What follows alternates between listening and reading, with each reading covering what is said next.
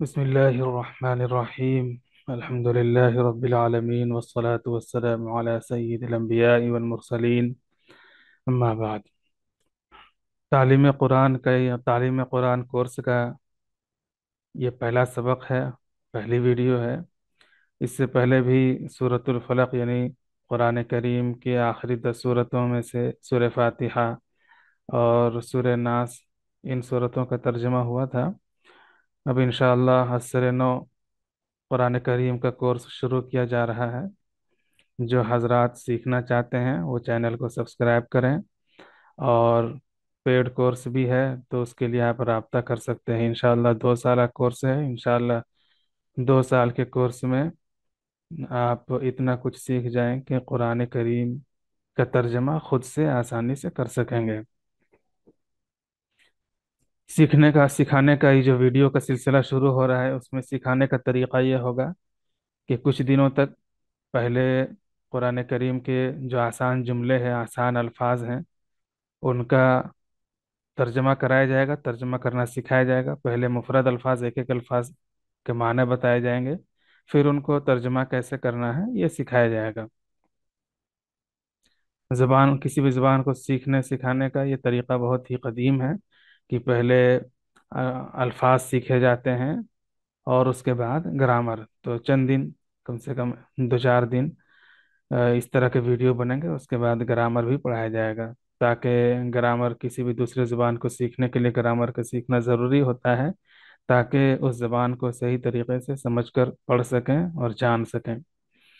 اس کا طریقہ یہ ہوگا کہ پہلے آسان الفاظ، جیسے شروع میں لکھا گیا ہے قرآن کریم کے مفرد الفاظ اور اس سے بننے والے مختصر جملے، تو اس کورس کا آغاز اسی طرح ہوگا۔ تو چلیے دیکھتے ہیں۔ سبق نمبر 1، پہلا سبق ہے ان الفاظ کو یاد کرنا ہے۔ قرآن کریم میں ان الفاظ کا استعمال ہوا ہے اس سبق میں، اور اس طرح آنے والے جو اسباق ہیں ان میں جو بھی الفاظ استعمال کیے جائیں گے، ان میں 99% یہ امکان ہے کہ وہ قرآن کریم کے ہی الفاظ ہوں گے۔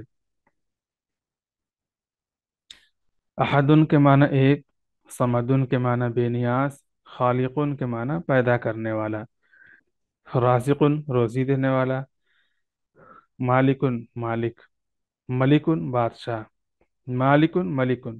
بس تھوڑا سا فرق ہے، الف اور بغیر الف کا فرق ہے۔ عربی میں بہت کچھ دھیان دینے کی ضرورت ہوتی ہے، ذرا سا اگر حرکات یعنی زبر زیر پیش کو بدل دیں گے یا الف کو کھینچ دیں گے، یہاں جیسے مالکن کھینچ کے پڑھ دیے، معنی بدل جائے گا۔ تو عربی میں ان چیزوں کا بہت خیال رکھنا پڑتا ہے۔ مالکن کے معنی مالک، ملکن بادشاہ، وہابن بہت دینے والا، توابن بہت معاف کرنے والا۔ اب چلیے دیکھتے ہیں ان کے جملے کیسے بنتے ہیں۔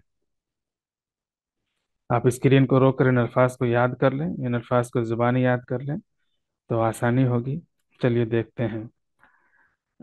اللہ کے معنی اللہ، احدن کے معنی ایک، اللہ احدن اللہ ایک ہے۔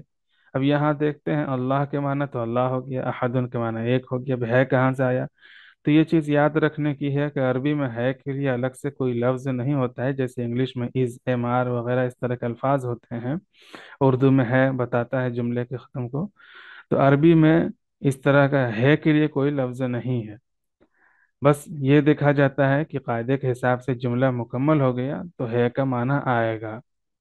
اب کیسے پتہ چلے گا قاعدے کے حساب سے جملہ مکمل ہو گیا؟ تو یہ گرامر، اس کا تعلق گرامر سے ہے کہ آپ جب گرامر، عربی گرامر قواعد پڑھیں گے تو آپ کو پتہ چل جائے گا کہ یہ مبتدا ہے اور یہ خبر ہے، مبتدا خبر مل کر ایک جملہ مکمل ہو گیا۔ تو اس کا معنی ہوگا اللہ احد، اللہ ایک ہے، اللہ صمد، اسی حساب سے اللہ صمد اللہ بے نیاز ہے، اللہ خالق اللہ پیدا کرنے والا ہے، اللہ خالق ہے، اللہ رازق اللہ روزی دینے والا ہے، اللہ مالک اللہ مالک ہے، اللہ ملک اللہ بادشاہ ہے، اللہ وہاب اللہ بہت دینے والا ہے، اللہ تواب اللہ بہت معاف کرنے والا ہے۔ ان الفاظ کو یاد کر لیں، یہ کثیر الاستعمال الفاظ ہیں اور بہت مفید ہیں ان کا یاد کرنا۔ امید ہے یہ ویڈیو پسند آئی ہوگی، اور اس طرح سلسلے وار ویڈیو کو ضرور دیکھیں۔ इंशाअल्लाह आप आसानी से कुरान करीम का तर्जमा करना सीख जाएंगे।